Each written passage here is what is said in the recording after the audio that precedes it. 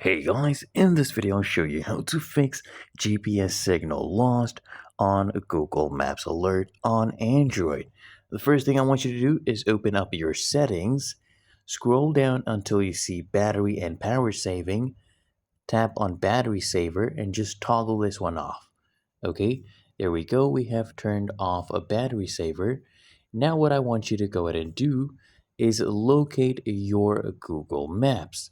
So I have it right here, long press on it, and then tap on App Info.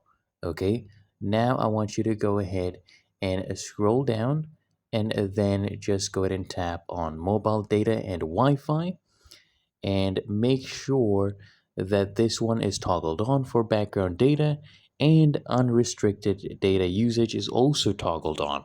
After this, go back, tap on battery, and make sure this is set on either unrestricted or optimized. Okay, either of these two options. Then go back again, come here to storage and cache, and then clear your cache, and then clear your storage. Delete this, and there you go. This should fix your issue, and it's really that easy and simple.